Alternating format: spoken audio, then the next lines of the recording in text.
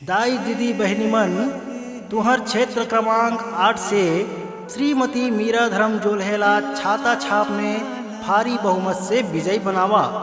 छाता छाप जिंदाबाद जिंदाबाद जिंदाबाद, छाता छाप जिंदाबाद जिंदाबाद जिंदाबाद, छाता छाप जिंदाबाद जिंदाबाद जिंदाबाद, छाता छाप जिंदाबाद।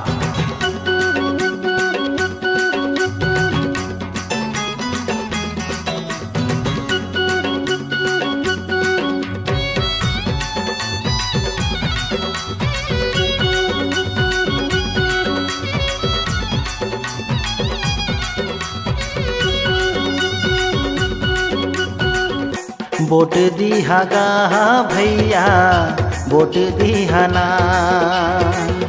वोट दिहागा भैया वोट दिहाना। छतरी के चिन्ह हावे हमर मीरा दीदी के, क्षेत्र के विकास कराही पढ़ावे डीडीसी के।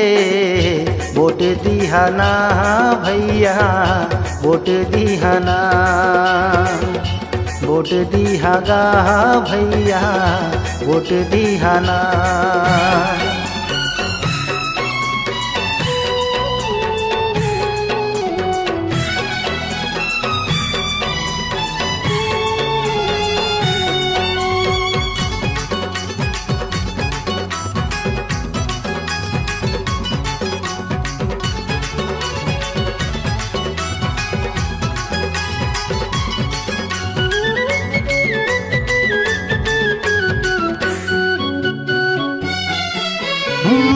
पढ़े लिखे शिक्षित हावे हमर मीरा दीदी हा, संग मिल के चलते सबके हमर मीरा दीदी हा। पढ़े लिखे शिक्षित हावे हमर मीरा दीदी हा, संग मिल के चलते सबके हमर मीरा दीदी हा। जुर्मिल बढ़ाबो आगो तुंता के गाड़ी ला, विजयी बनाबो सब झन हमर मीरा दीदी ला। वोट दिहागा भैया वोट दिहाना, वोट दिहाबो दीदी वोट दिहाना।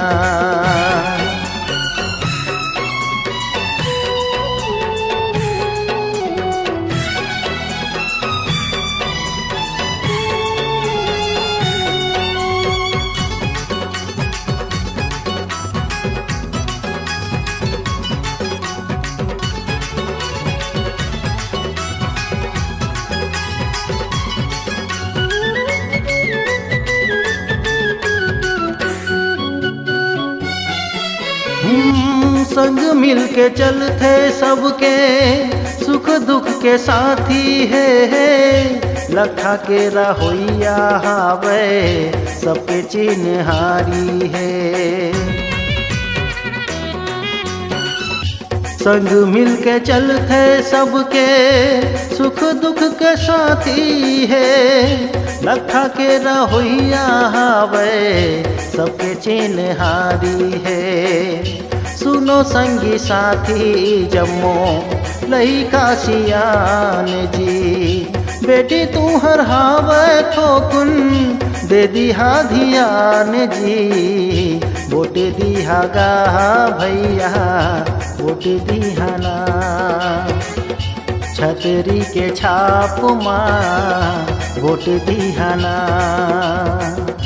वोट दिहाबो दीदी वोट दिहाना, छतरी के छाप माँ वोट दिहाना।